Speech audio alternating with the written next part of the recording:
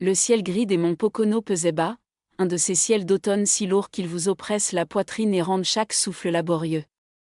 Rob Mitchell se tenait parmi les rangées de stèles érodées par le temps, ses bottes s'enfonçant légèrement dans la terre humide. Devant lui, la plaque de granit poli portait les noms gravés de son épouse et de son fils. Des fleurs fraîches avaient déjà fané dans le vase, leurs pétales noircis par la pluie matinale. Il s'accroupit lentement, chassant quelques feuilles mortes d'une main tremblante. Son visage était blême, ses yeux habitaient ce regard vide de celui qui a trop longtemps fixé l'abîme.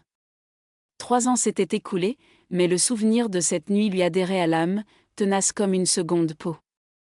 Un camion avait dévalé à toute vitesse une intersection de la route 209, son conducteur ivre, ses freins défaillants. Rob, lui, avait été retardé d'un instant par un appel du commissariat.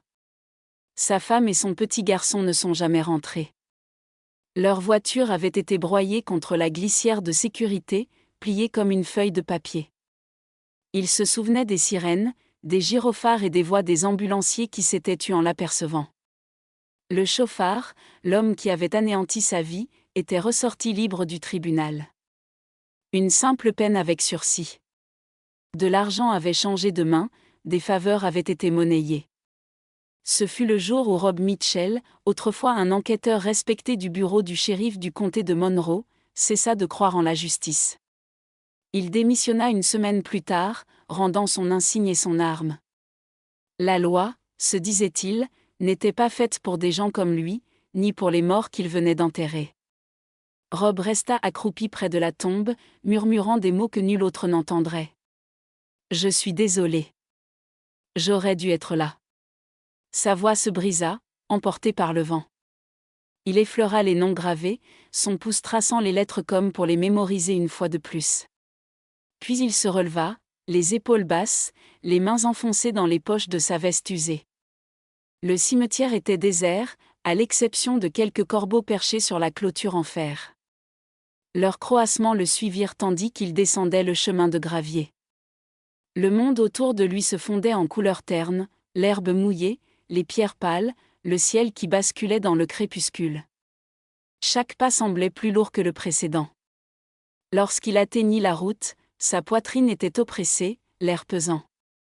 Il conduisit sans but, son pick-up serpentant sur les routes de montagne. Il ne rentrait pas chez lui. Sa maison n'était plus qu'une cabane silencieuse, abritant un frigo contenant à peine plus que de la bière et des restes, et une chaise près de la fenêtre où il s'asseyait la plupart des nuits, le regard perdu dans le vide. Ce soir-là, ce vide devint insupportable. Il se retrouva devant le vieux pont d'acier qui enjambait le fleuve Delaware, là où les montagnes s'adoucissaient et où l'eau coulait, puissante. Il se gara sur le bas-côté et sortit, le vent froid mordant à travers ses vêtements. Le fleuve bouillonnait en contrebas, sombre et infini, tirant sur les rochers avec une force qui promettait l'oubli. Rob marcha jusqu'au milieu du pont, le son de ses bottes résonnant sur la grille métallique. Il s'appuya à la rambarde, le regard plongé dans les eaux noires. Ses doigts se crispèrent sur l'acier glacial tandis que les pensées, enfouies depuis des mois, remontaient à la surface. Que lui restait-il ? Sa famille avait disparu. Son métier l'avait trahi. Chaque jour n'était qu'une répétition sans fin de son chagrin. Il songea à la rapidité avec laquelle tout pourrait s'arrêter. Un pas, la chute, le silence, et puis plus rien. Peut-être, alors, reverrait-il sa femme et son fils. Le vent sifflait à ses oreilles, charriant l'odeur des feuilles mouillées et de la mousse de rivière. Il ferma les yeux. Pendant un long moment, il n'écouta que le courant, le battement sourd de son propre cœur, et ce murmure qui lui assurait que personne ne regretterait son absence s'il lâchait prise. Ses jointures blanchirent alors qu'il serrait plus fort la rambarde. Le souvenir du rire de son fils lui revint en mémoire, aussi net qu'un éclat de verre. La façon dont le garçon traversait la cour avec son avion miniature, criant qu'il volerait plus haut que les nuages. La poitrine de Rob se contracta et son souffle se brisa en un sanglot rauque.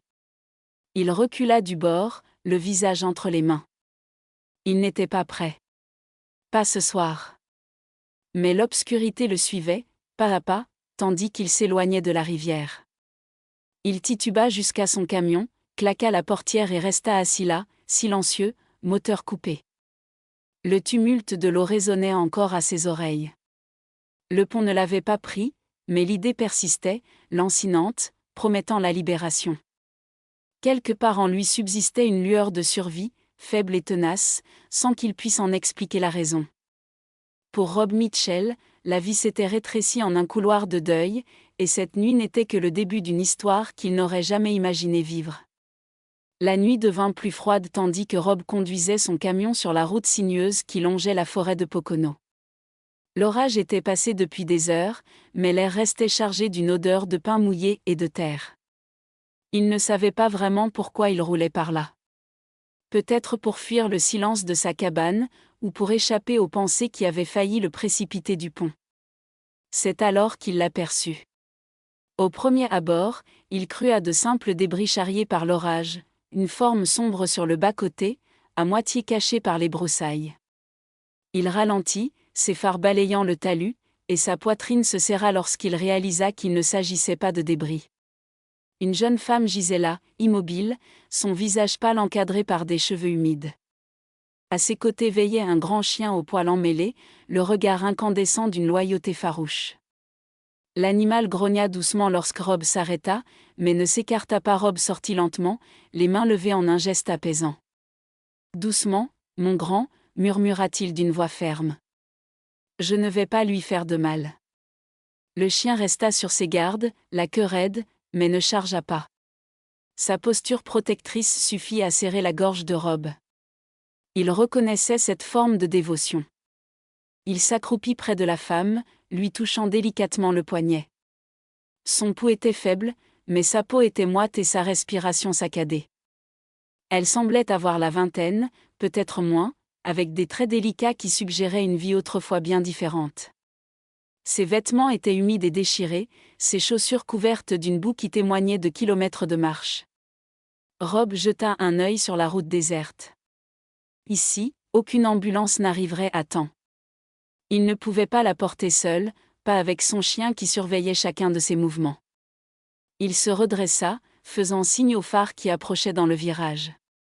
Un camion de livraison cabossé s'arrêta dans un crissement de ferraille, le chauffeur baissant sa vitre, la méfiance se lisant sur son visage. « Qu'est-ce qui se passe » demanda l'homme. Rob expliqua rapidement la situation. Une jeune femme inconsciente à mettre en sécurité. Le chauffeur hésita, puis descendit l'aider.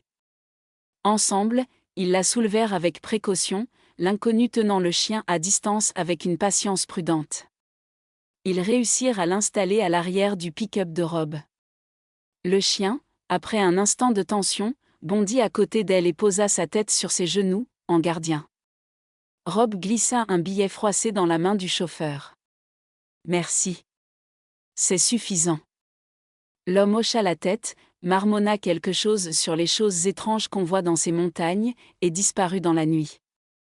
La cabane parut différente lorsque Rob la porta à l'intérieur. Il s'était habitué depuis longtemps à son silence, mais à présent, chaque craquement du plancher semblait résonner plus fort. Il l'allongea délicatement sur le vieux canapé, la recouvrant d'une couverture en laine qu'il n'avait pas utilisée depuis des années. Le chien, qui s'appelait Max comme il l'apprendrait plus tard, observait chacun de ses gestes. Ses yeux le suivaient avec un mélange de méfiance et de confiance. Rob se déplaçait avec une douceur maladroite. Il remplit un bol d'eau, le plaça près du chien, puis fouilla le garde-manger à la recherche de quelque chose de comestible. Il ne lui restait qu'un sac de croquettes à moitié vide qu'il gardait pour les chiens errants. Max le renifla, puis dévora la nourriture comme s'il n'avait pas mangé depuis des jours. Ensuite, Rob alla chercher une serviette et s'agenouilla près du chien. « Tu en as plus besoin que moi » murmura-t-il en frottant la boue de sa fourrure. Max se raidit, puis se détendit lentement sous son contact. Rob faillit sourire. Cela faisait une éternité qu'il n'avait ressenti aucune forme de compagnie. Il se tourna vers la jeune femme. Elle remua, les lèvres entr'ouvertes comme dans un rêve. Il la regarda de nouveau, sa respiration toujours présente, quoique superficielle. Il laissa un verre d'eau à portée de main et s'installa dans son fauteuil de l'autre côté de la pièce. Pour la première fois depuis des années, Rob resta éveillé toute la nuit, non pas à cause du chagrin, mais à cause d'une incertitude nouvelle, comme une responsabilité inattendue. À l'aube, la forêt était nimbée de brume. La première lumière filtra par la fenêtre, teintant la pièce d'un gris pâle. Rob entendit un bruissement, puis le grincement des ressorts du canapé. La jeune femme était réveillée. Elle cligna des yeux, confuse, son regard balayant la pièce inconnue jusqu'à se poser sur lui. Rob resta sur ses gardes, ne voulant pas l'effrayer. « Vous êtes en sécurité » dit-il doucement. « Vous vous êtes évanoui au bord de la route. Je vous ai amené ici. » Ses lèvres remuèrent, sa voix à peine plus forte qu'un murmure.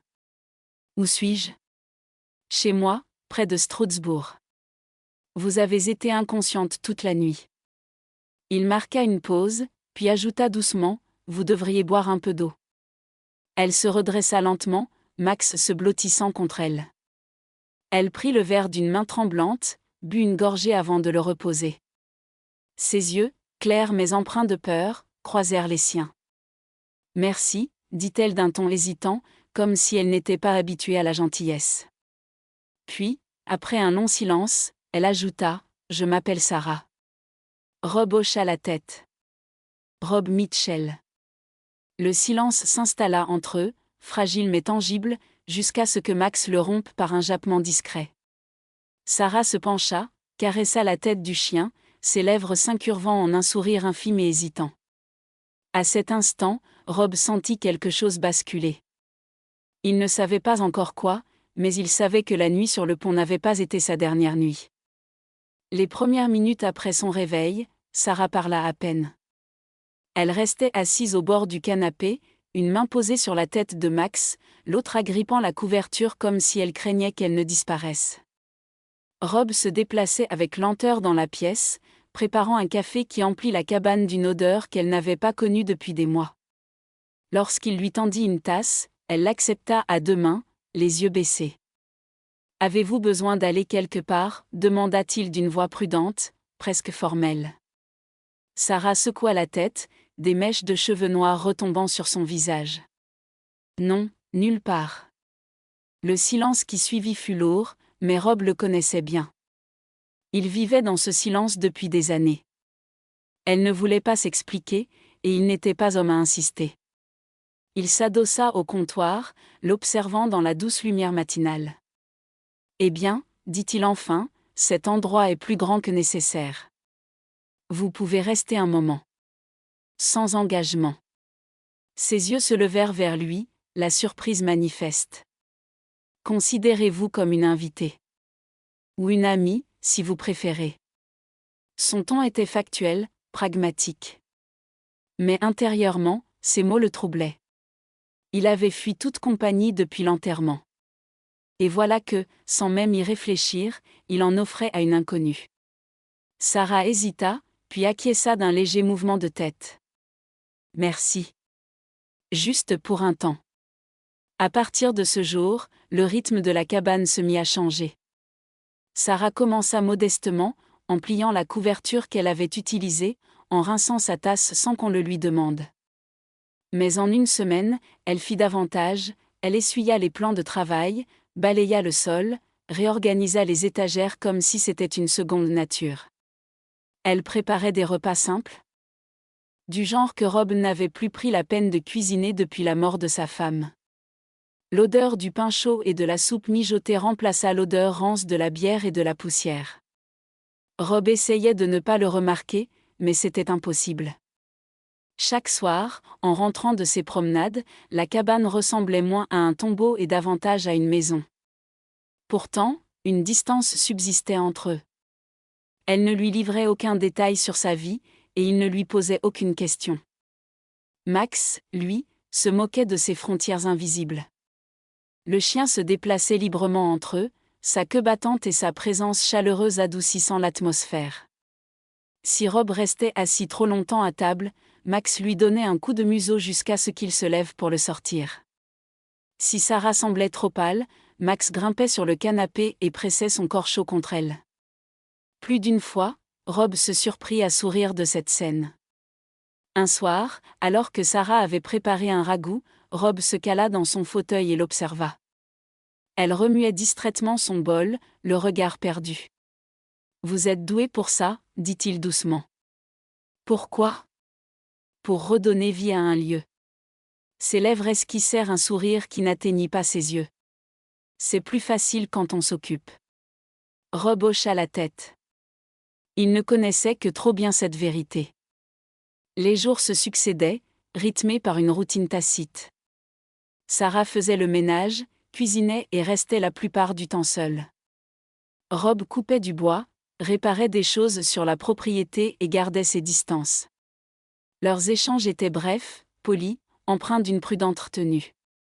Pourtant, une compréhension muette s'installait.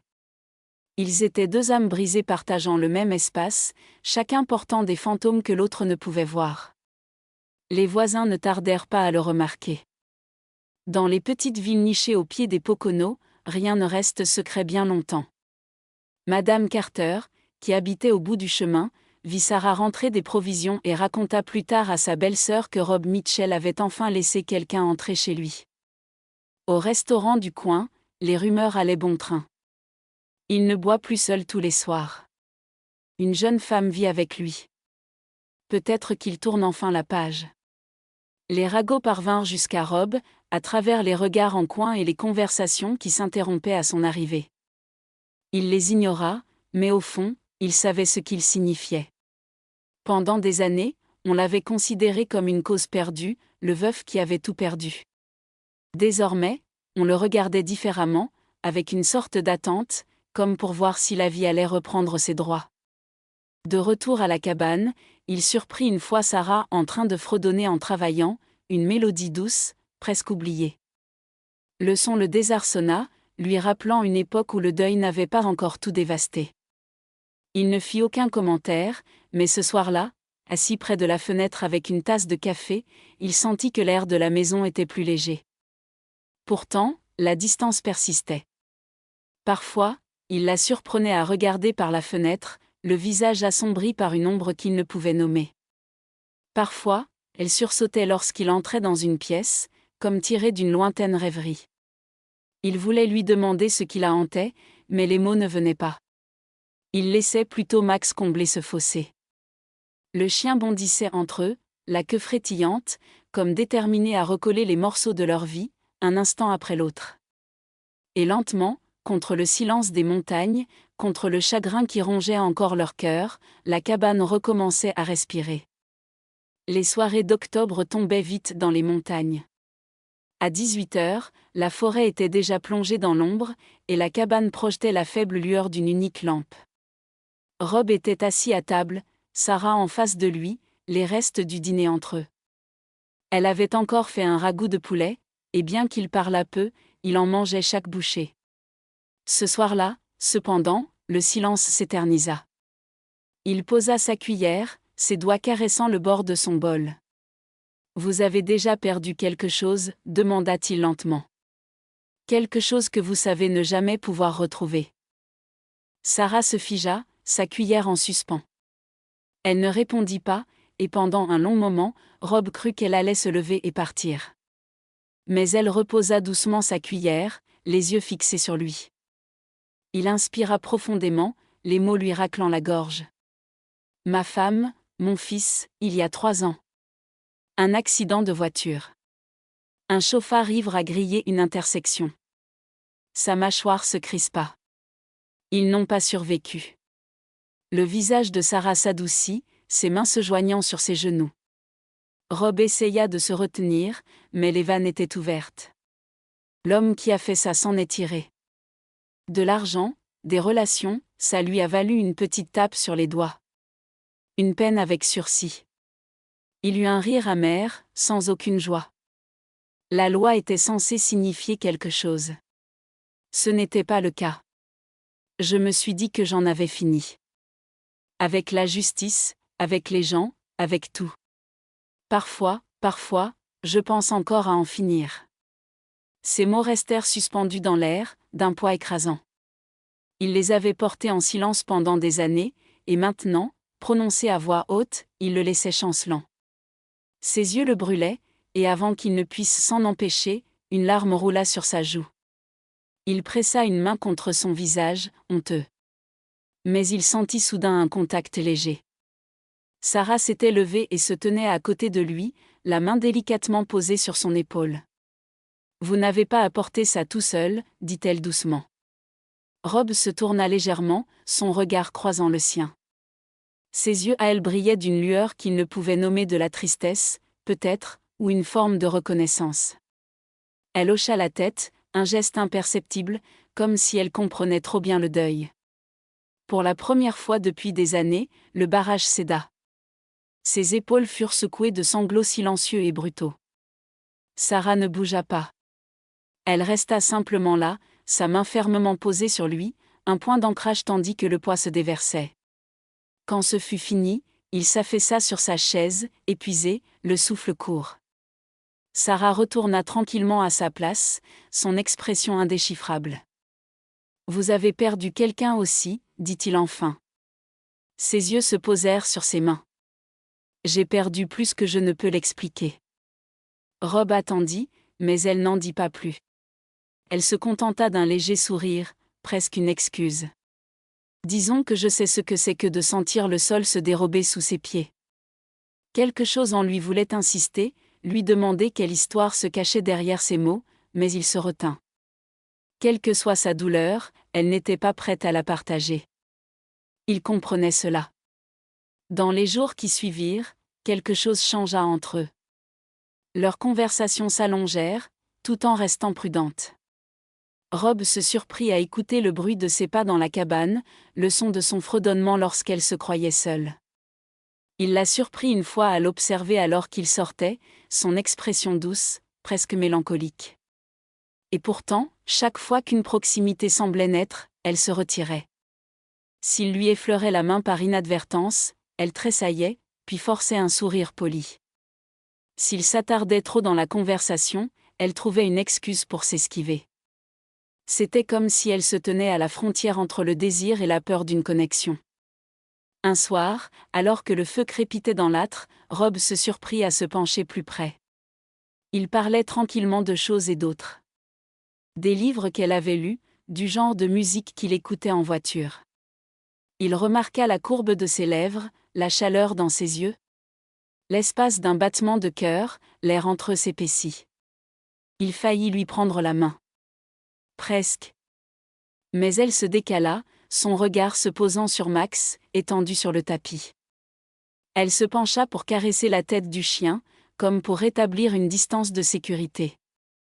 Rob se renversa en arrière, l'instant s'étant évanoui. Sarah se redressa et lui jeta un bref coup d'œil, un sourire crispé aux lèvres. Il est tard. On devrait se reposer.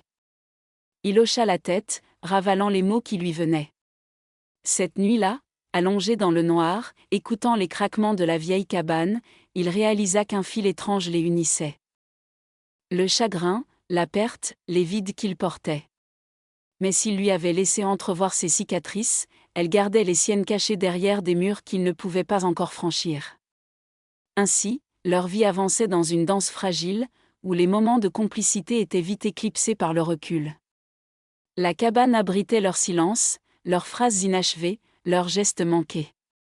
Et bien qu'aucun des deux n'osât le nommer, quelque chose commençait à prendre racine entre eux, aussi fragile qu'une flamme dans le vent. Tard une nuit, alors que la pluie battait à un rythme soutenu contre le toit de la cabane et que le feu crépitait dans l'âtre, Sarah commença enfin à dérouler le fil de son histoire. Rob était assis dans son fauteuil, Max blotti à ses pieds. Elle prit une grande inspiration et parla, sans le regarder. « Ma famille n'était pas comme la plupart des familles d'ici », commença-t-elle d'une voix basse mais claire. « Nous avions de l'argent. Pas celui qu'on gagne par hasard, mais celui qui se transmet de génération en génération. Mon père possédait une grande manufacture près d'Allentown. Il l'avait bâtie de ses propres mains, la transformant en une entreprise florissante. Il disait toujours qu'un jour, elle serait à moi. » Rob se tourna légèrement, attentif, veillant à ne pas l'interrompre. « Ma mère était plus douce, plus gentille, le genre de femme qui pouvait apaiser une pièce rien que par sa présence. Elle croyait en la bienveillance, en l'importance d'écouter avant de parler. Et puis, il y avait Lorraine. Ses lèvres s'incurvèrent, mais son sourire manquait de chaleur. Lorraine était ma petite sœur, de 3 ans ma cadette, mais toujours plus bruyante, plus flamboyante, plus exigeante. Mon père l'adorait, mais pas avec la confiance qu'il me portait. Il disait que j'avais le sens des affaires. Lorraine, elle, ne voulait pas de ses responsabilités. Elle convoitait tout le reste, l'attention, la liberté, les paillettes. Et quand elle ne les obtenait pas, elle s'assurait que tout le monde sache qu'elle avait été lésée. Sarah se remua sur sa chaise, le regard fixé sur les flammes. Papa était clair, il voulait que je reprenne l'entreprise le moment venu. Lorraine ne me l'a jamais pardonné. Elle le cachait derrière des blagues et des sourires, mais je le sentais. Elle pensait que je lui volais sa place. Les flammes dansaient, projetant des ombres sur son visage. Et puis, Christopher Dalton est arrivé. Elle marqua une pause sur le nom, comme si elle en savourait l'amertume. Il était beau, charmant, le fils d'un associé de mon père. Sur le papier, c'était parfait. Une fusion non seulement d'entreprise, mais aussi de famille. Mon père a immédiatement approuvé. Il pensait que Chris serait un atout pour l'avenir de la compagnie. Ma mère, beaucoup moins. Sa voix s'adoucit à ce souvenir. Maman ne lui a jamais fait confiance. Elle ne l'a jamais dit ouvertement, pas au début, mais je le sentais. Elle le regardait avec une certaine méfiance. Un jour, après sa demande en mariage, elle m'a prise à part. Elle m'a demandé si j'étais sûre. Elle disait qu'il semblait trop poli, trop parfait, comme un homme qui joue un rôle. Je lui ai répondu qu'elle avait tort. Je lui ai dit que je l'aimais. Les mains de Rob se crispèrent sur les accoudoirs de son fauteuil. Le regard de Sarah restait fixé sur le feu. Et je l'aimais. Du moins, c'est ce que je croyais. Il était attentionné, romantique, tout ce que j'imaginais qu'un homme devait être. Il me disait que j'étais son univers, que personne d'autre ne compterait jamais. J'étais jeune, et je voulais tellement y croire. Alors, j'y ai cru. Elle laissa échapper un soupir tremblant. Quand nous avons annoncé nos fiançailles, Lorraine a joué la comédie de sa vie. Elle a souri, m'a serré dans ses bras, a dit à tout le monde à quel point elle était heureuse pour moi. Mais j'ai vu son regard, quand personne ne faisait attention. Froid, furieux. Comme si je lui avais encore pris quelque chose, sans que je comprenne quoi. Max s'agita et posa sa tête sur les genoux de Sarah. Sa main caressait distraitement la fourrure de Max, un point d'ancrage dans le tumulte de ses souvenirs. Le mariage fut grandiose. Mon père n'avait lésiné sur aucune dépense. La salle était comble, la musique a joué jusqu'au matin. Aux yeux de tous, c'était l'union parfaite. 2 familles puissantes qui s'alliaient, un avenir radieux qui se dessinait. Et Lorraine se tenait à mes côtés, souriant comme si elle débordait de fierté. Mais je la connaissais trop bien.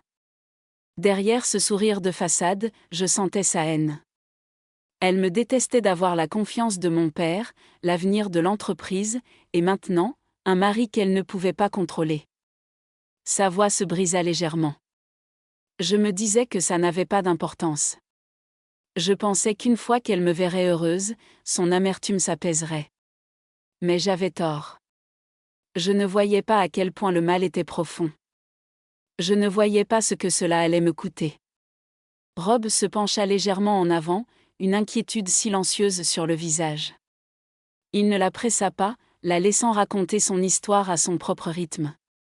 Sarah déglutit difficilement, ses doigts se crispant dans le pelage de Max. Avec le recul, je crois que ma mère l'avait vu venir. Elle voyait la tempête se former autour de moi, même quand j'étais aveugle. Mais j'étais amoureuse. Ou du moins, je le croyais. Et l'amour, parfois, vous rend sourd. Sourd aux avertissements, sourd à la raison. Je croyais tout avoir, une famille qui me faisait confiance, un avenir tout tracé, et un homme qui me promettait le monde. Ses yeux se levèrent enfin pour rencontrer ceux de Rob. Ils étaient emplis d'ombre, celles qui ne naissent que de vieilles blessures. Mais je me tenais au bord d'une falaise, sans même m'en rendre compte. Le feu crépita, emplissant le silence qui suivit. Rob ne dit rien. Il hocha simplement la tête, son regard constant lui signifiant qu'il comprenait. Et Sarah Caldwell, pour la première fois, laissa un fragment de son passé envahir la pièce, lourd du poids de tout ce qu'elle avait perdu. Les premiers mois de son mariage se déroulèrent comme dans un rêve scénarisé. En public, Christopher Dalton était le mari parfait, le gendre idéal. Son père le couvrait d'éloges à chaque dîner, envisageant l'avenir avec une confiance renouvelée. L'entreprise sera plus forte avec toi à sa tête, Sarah, lui répétait-il. Et avec Chris à tes côtés, rien ne pourra t'arrêter. Le message était clair, la passation de pouvoir approchait. Mais sous la surface, les fissures commençaient à apparaître. Elle se souvint de la nuit où tout avait volé en éclats. Il était tard, la maison silencieuse. Elle était montée retrouver Christopher mais entendit des voix à travers la porte entr'ouverte de son bureau. L'une était la sienne, l'autre, celle de sa sœur, Lorraine. Sarah se figea, le cœur battant à tout rompre. Elle se pencha, chaque mot s'imprimant en elle comme un éclat de verre. Elle gobe tout ce que je lui dis, disait Christopher d'un ton froid et calculateur.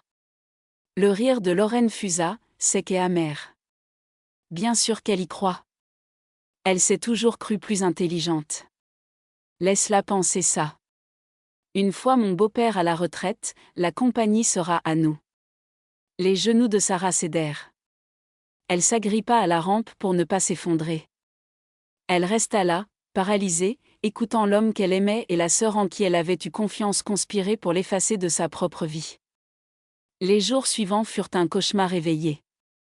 Elle portait ce secret comme une blessure invisible, affichant des sourires forcés, feignant de ne pas remarquer les regards qu'échangeaient Lorraine et Christopher. Puis vint l'excursion en montagne. Une idée de Christopher, prétextant qu'ils avaient tous besoin d'une pause. Les sentiers des Poconos, un endroit que Sarah aimait depuis l'enfance. Son père était retenu pour affaires, mais Lorraine insista pour se joindre à eux. Un moment entre sœur et beau-frère, avait-elle lancé avec un entrain factice. L'ascension commença paisiblement. Mais en atteignant la crête, l'atmosphère changea. Le sentier étroit serpentait à flanc de falaise, le sol rendu glissant par la pluie matinale. Elles s'arrêtèrent près d'un belvédère, la vallée s'étendant en contrebas. Sarah s'approcha du bord, la poitrine serrée. Derrière elle, la voix de Lorraine, soudainement dénuée de toute chaleur. « Tu as toujours tout eu, n'est-ce pas ? La confiance de papa. Son entreprise. Et maintenant, Chris. » Sarah se retourna lentement. « Lorraine, tu ne sais pas ce que tu dis. Tu crois qu'il t'aime ? Il se sert de toi. » Le visage de Lorraine se tordit de fureur. « Tu n'allais jamais partager. » Elle se jeta sur Sarah. Tout se passa trop vite. Sarah sentit une poussée violente, le sol se dérobant sous ses pieds. Elle bascula, les bras cherchant une prise dans le vide. Le monde s'inclina. Mais ce fut Lorraine qui glissa. Son pied dérapa sur la roche humide, son élan la déséquilibrant. Elle poussa un cri strident tandis que son corps plongeait en avant. Sarah tendit la main par réflexe, leurs doigts s'effleurant une fraction de seconde avant que Lorraine ne disparaisse dans le vide. Un bruit sourd, mat, avalé par le silence. Sarah recula en titubant, le corps secoué de tremblements. La panique la submergea. Qui la croirait ? Sa sœur morte, après une dispute, au bord d'un précipice ? Elle courut. Elle courut à travers les bois, les poumons en feu, sans se retourner. Elle ne rentra pas chez elle. Elle n'appela pas la police. Lorsqu'elle atteignit la ville la plus proche, la nouvelle s'était déjà répandue. Un corps avait été retrouvé. Dans la confusion, une erreur fatale fut commise. On murmura que c'était Sarah Caldwell qui était tombée, et que sa sœur, Lorraine, avait survécu. Un cercueil fut mis en terre, portant son nom. Ses parents pleuraient une fille qu'ils croyaient morte, et Sarah, pour survivre, fut contrainte d'endosser le plus cruel des déguisements. Elle devint un fantôme. Pendant 3 ans, elle erra de ville en ville, se faisant passer pour Lorraine, payant en liquide, vivant dans l'ombre. Chaque homme en costume lui faisait penser à un sbire de Christopher. Elle savait que s'il apprenait la vérité, il finirait ce que Lorraine avait commencé. C'est durant ces mois perdus qu'elle trouva Max, un chiot grelottant près d'une benne à ordures. Il devint son ancre, sa seule constante. La culpabilité de laisser ses parents dans le deuil la rongeait, mais la peur était plus forte. Lorsqu'elle s'effondra sur cette route de montagne, elle était à bout de force. Et puis Rob était arrivé. Dans sa cabane, pour la première fois, elle trouva un refuge, un silence qui n'était pas menaçant. Mais face à sa gentillesse discrète, son secret devint un fardeau insupportable. Le tournant survint par une froide soirée de novembre. « Tu ne peux pas fuir éternellement, Sarah », lui dit Rob, sa voix douce mais ferme. « Il vit sa vie au grand jour pendant que tu te caches. Ce n'est pas de la survie, c'est une prison. » « Tu ne comprends pas, » sanglota-t-elle. « Si Christopher découvre que je suis en vie. » « Il a déjà essayé de te tuer une fois, » l'interrompit Rob. « Si tu te tais, il gagne. Si tu l'affrontes, tu reprends le contrôle. Mais ma famille. Ils m'ont enterré. Comment pourrais-je leur expliquer ? En leur disant la vérité, répondit Rob. Et je serai là avec toi. Usant de ses anciennes compétences d'enquêteur, Rob traqua Christopher Dalton. Il apprit ses habitudes, son arrogance, sa solitude masquée. Le plan était risqué, confronter Christopher dans son restaurant favori, avec un enregistreur dissimulé dans le sac de Sarah. Le jour J, la main de Rob dans son dos fut la seule chose qui l'empêcha de faire demi-tour. Christopher était à sa table habituelle. Il leva les yeux, puis son visage se vida de toutes couleurs. « Bonjour, Chris, » dit Sarah, sa voix plus stable qu'elle ne l'aurait cru. Il cligna des yeux, comme s'il voyait un fantôme. « C'est impossible. »« Oh, c'est bien possible, » rétorqua-t-elle, son regard d'acier. « Tu regardes la femme que toi et ma sœur avez tenté d'effacer. Je suis toujours là, Chris. Et je me souviens de tout. » La panique gagna Christopher. Il tenta de la faire taire, mais elle continua, exposant le complot, la trahison, la randonnée. Son masque de respectabilité se fissura. « Tu ne comprends pas, » siffla-t-il. « Ton père ne m'aurait jamais laissé approcher de l'entreprise. Tu avais tout. » Lorraine était facile à manipuler. Il suffisait de lui promettre ce qu'elle désirait. Et quand elle est morte à ma place ? Il haussa les épaules, un geste d'une cruauté glaciale. Un dommage collatéral. L'histoire fonctionnait. Sarah morte. Tout le monde y a cru. Chaque mot était une confession, scellant son destin sur la bande magnétique. Rob s'approcha, sa présence imposante mettant fin à la conversation. Quelques minutes plus tard, la police, prévenue par ses soins, arriva. Face à l'enregistrement, Christopher s'effondra. Les menottes claquèrent à ses poignets, son règne de mensonge enfin terminé. Sarah le regarda partir, le dos droit malgré les larmes. « C'est fini », dit doucement Rob à ses côtés. « Non », répondit-elle. « Ce n'est que le début. Je dois affronter mes parents. Alors, nous les affronterons ensemble. » Le retour à Alentorn fut l'épreuve la plus difficile. Quand sa mère ouvrit la porte, le temps sembla se suspendre. Un cri étranglé, un seul mot, « Sarah ».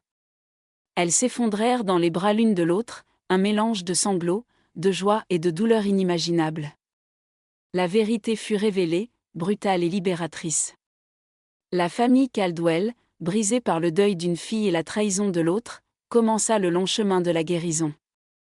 Quelques mois plus tard, par un matin d'hiver frais, Rob et Sarah marchaient sur un sentier enneigé près de la cabane.